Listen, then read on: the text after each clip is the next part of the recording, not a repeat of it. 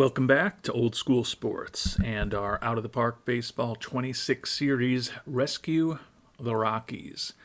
And welcome to what we think will be a relatively brief episode here with Colorado.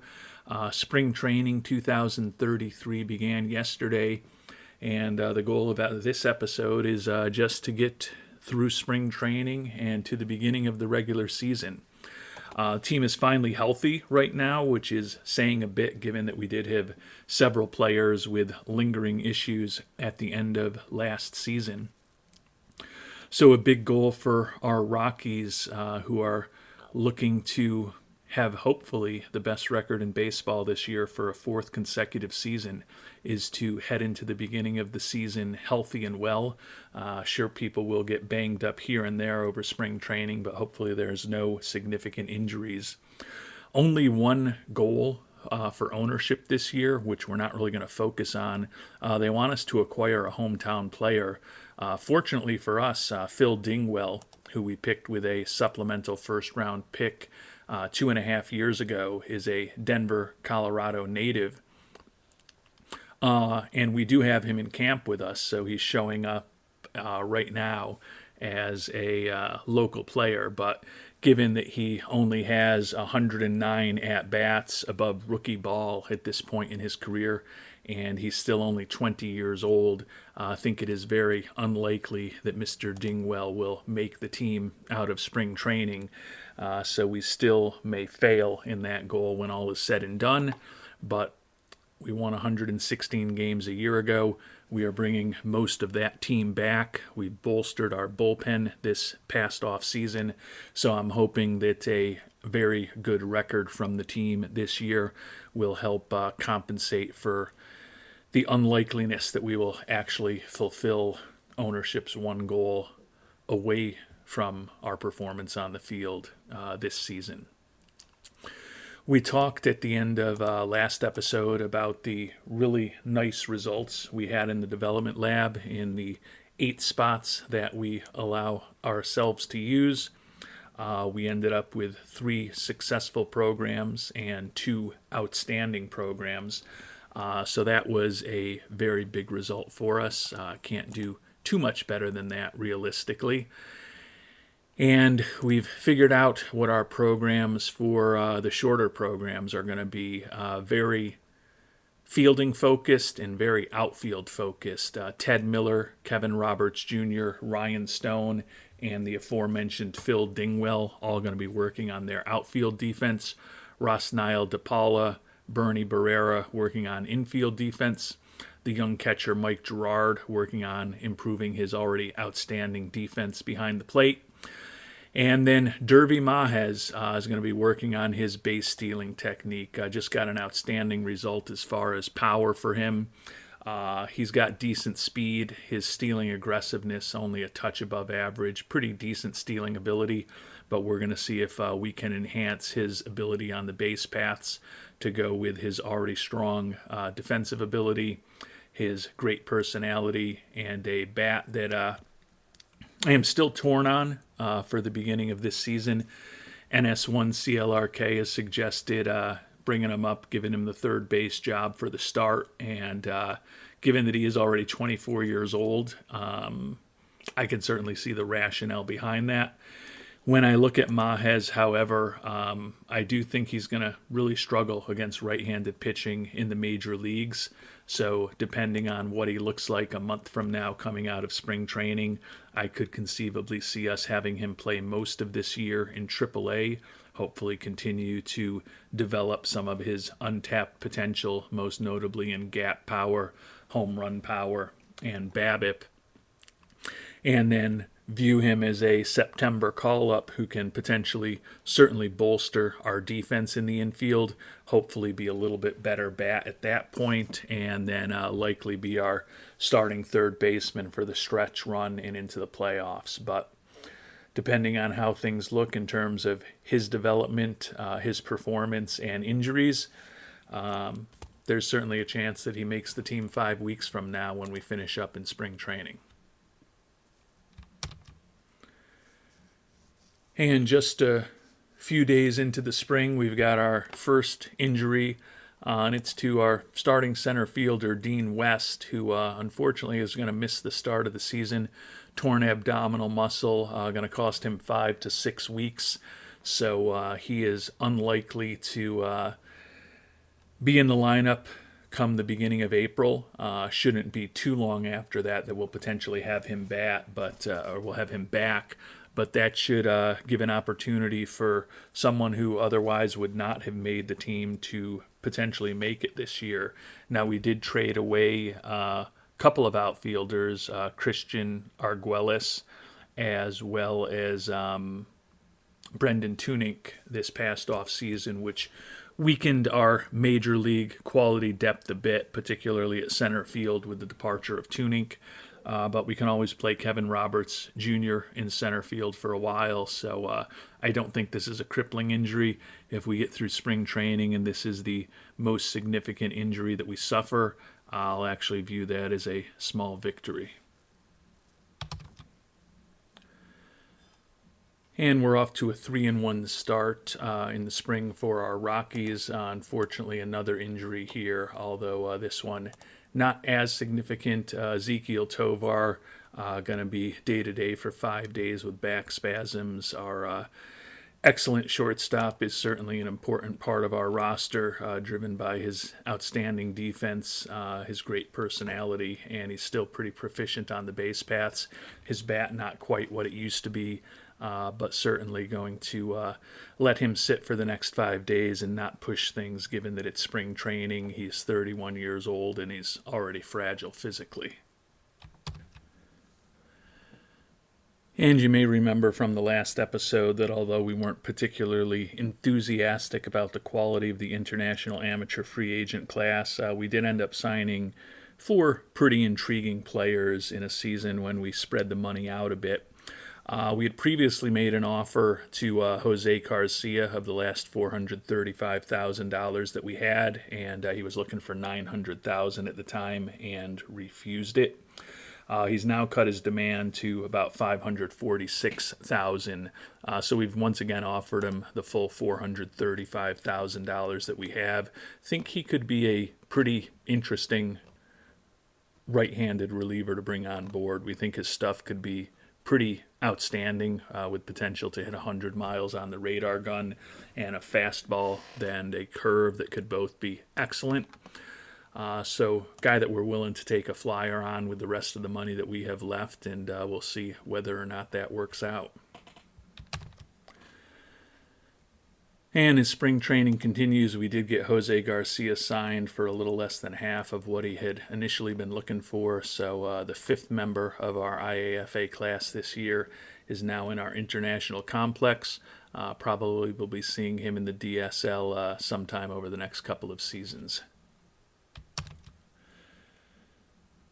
And we've made it to the midway point in spring training, the midway point in the development lab. Ted Miller excelling with his outfield defense program. He's a guy who we're really intrigued by his bat, particularly against right-handed pitching, but he is nothing special defensively, so would love to have some success there. Derby Mahez on track with his base stealing program, and Ryan Stone, who potentially, once Derby Mahez takes over at third base, again, whether that's weeks or months from now, who knows. But if we do have Mahez at third base and we decide to pivot Colt Keith to first base to bolster our infield defense, Ryan Stone will likely be moving from first base, where he's been for the first couple of years of his career, to the outfield, where he's actually probably more proficient defensively than he is at first base. So that's why we've had him working on that outfield program where he's on track. Got 4 guys who are frustrated, unfortunately, and Bernie Barrera, the young pitcher, is struggling with his infield defense. Taking a look at the overall development metrics here, as we talked about, Miller excelling and Mahez and Stone on track, although Stone just barely on track.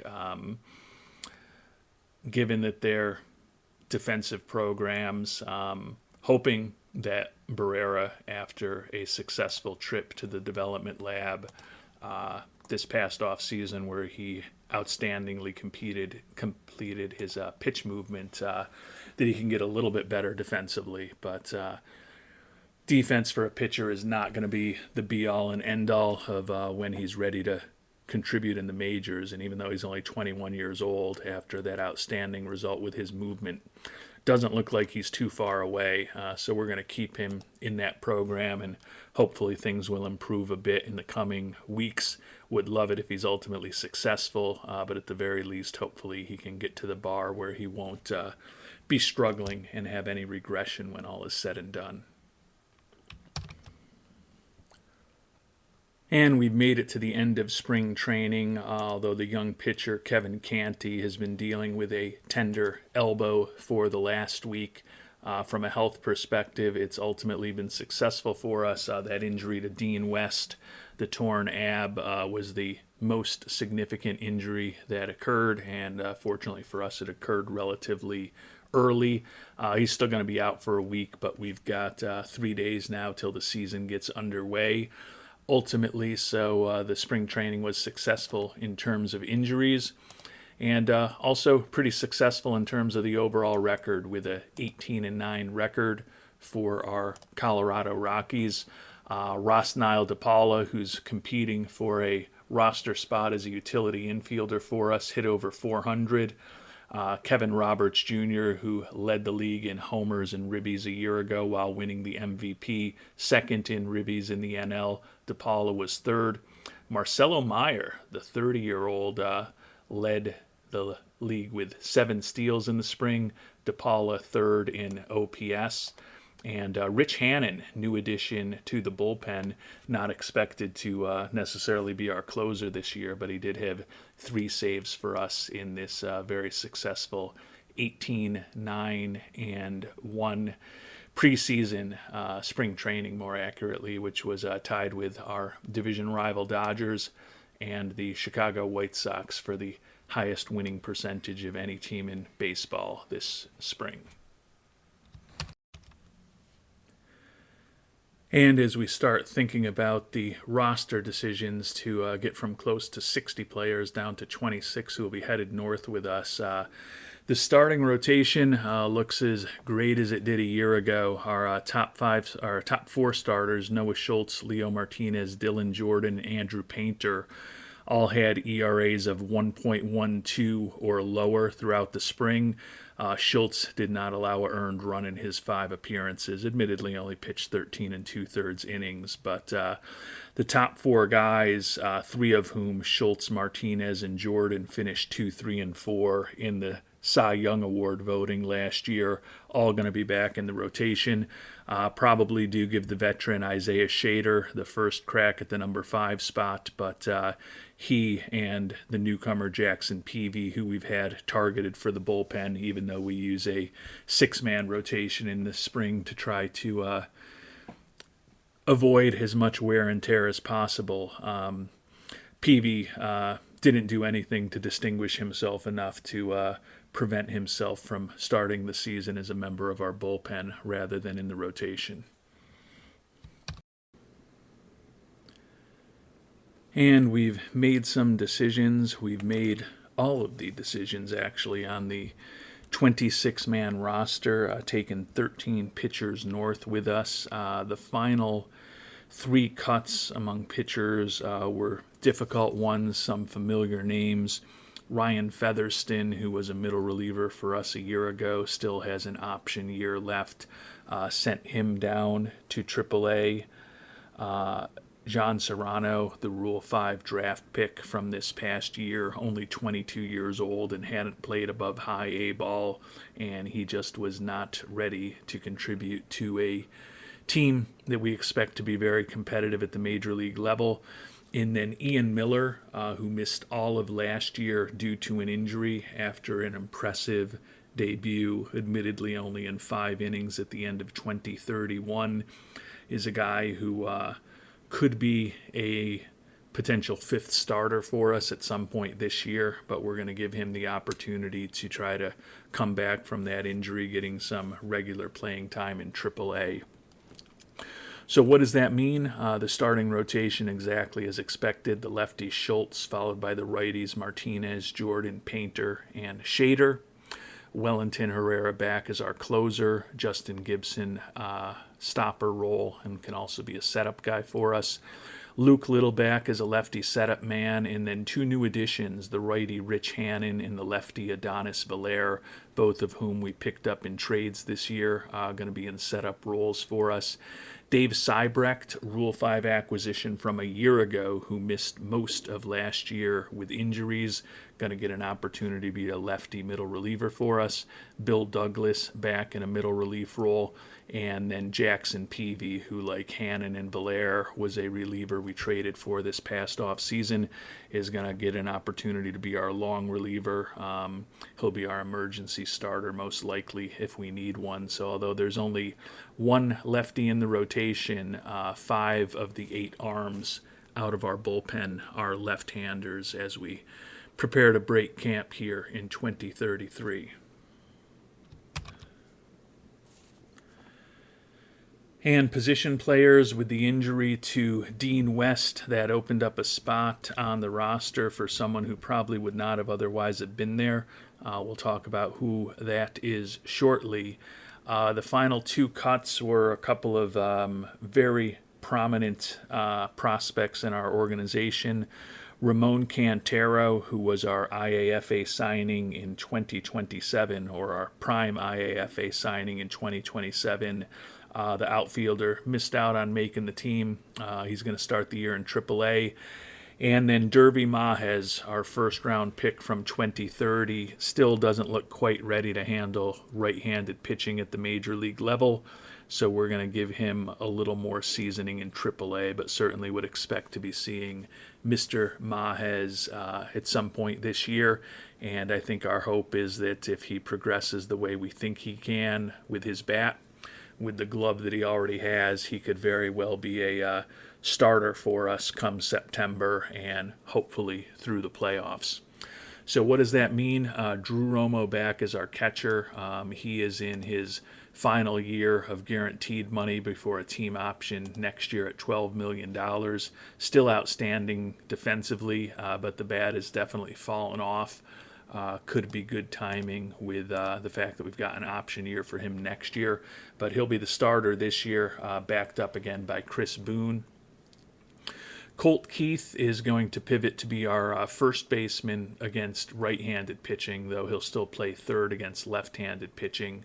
Matt Meyer in a platoon role again will be our first baseman against lefties. Marcelo Meyer will play second base for us against righties. Rosniel DePaula, who we thought might be in a utility infield role for us this year.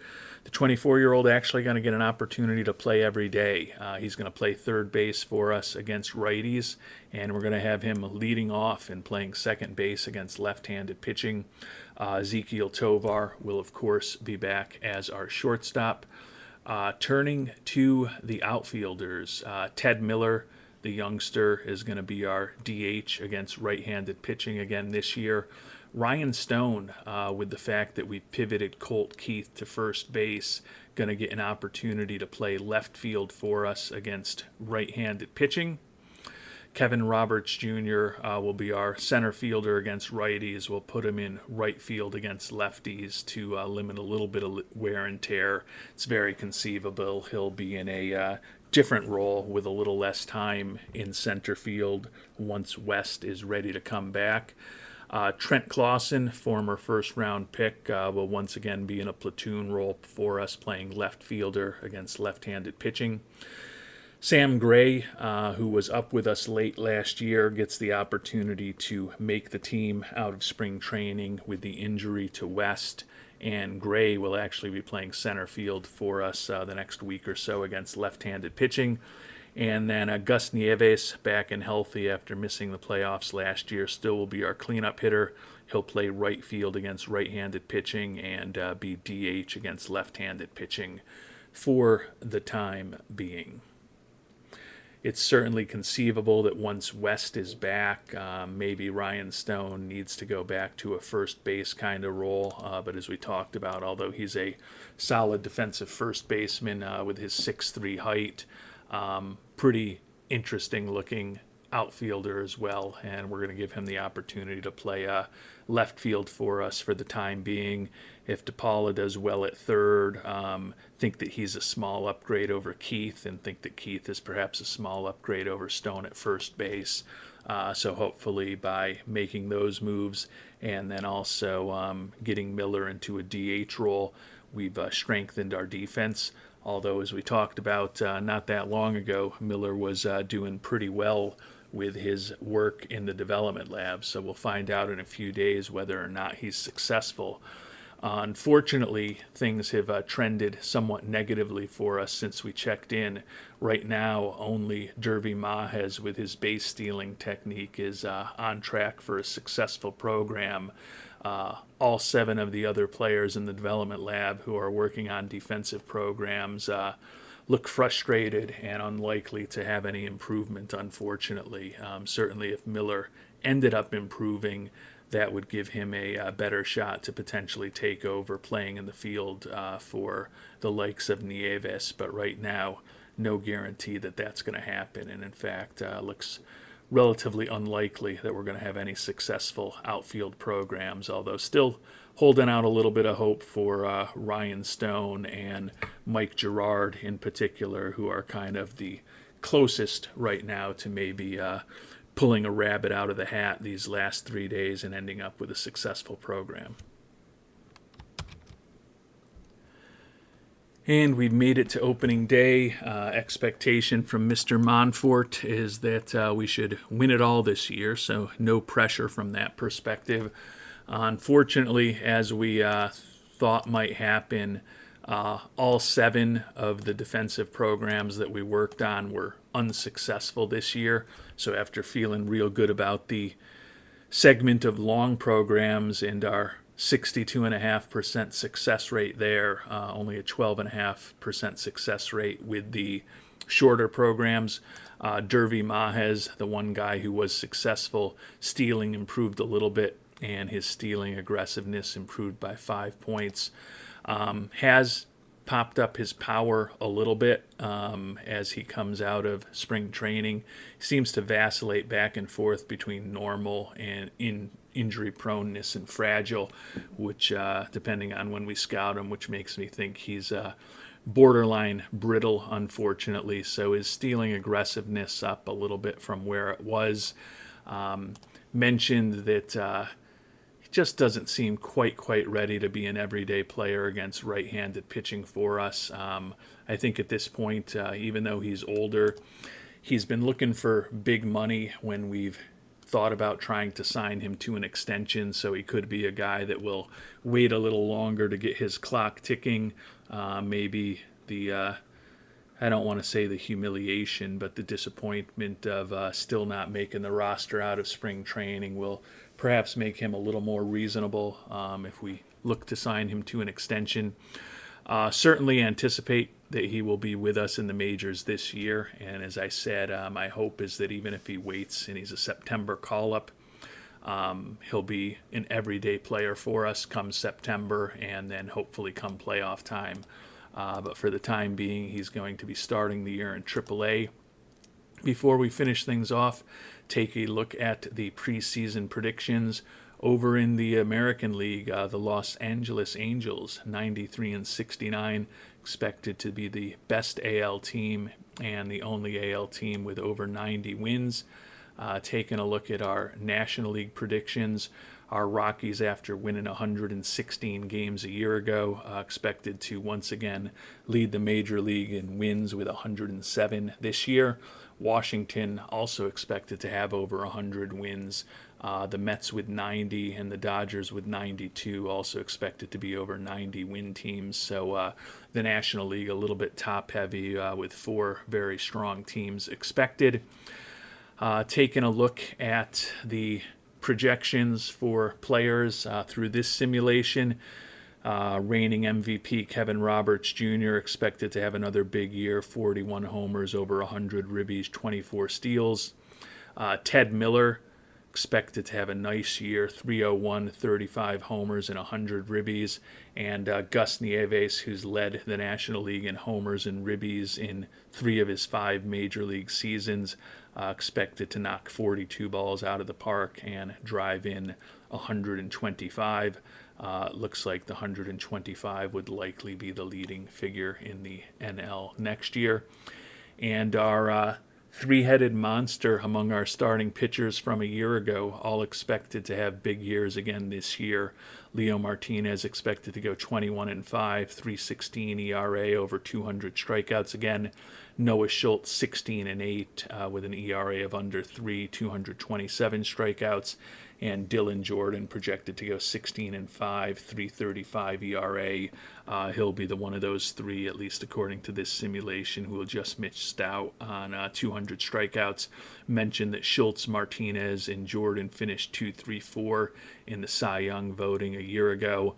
The guy they lost to was Mr. Yamamoto for the Dodgers, and he's expected to go 18-7 with a 2.29 ERA and 267 strikeouts. So if this reality becomes a reality, looks like a potential 5th Cy Young award for Yamamoto, although our hope at this point is that ultimately Martinez, Schultz, Jordan, or someone else on our team maybe will get back past him in that voting when this season is all said and done. But once again, high expectations for our Rockies as we prepare to begin the season at Arizona.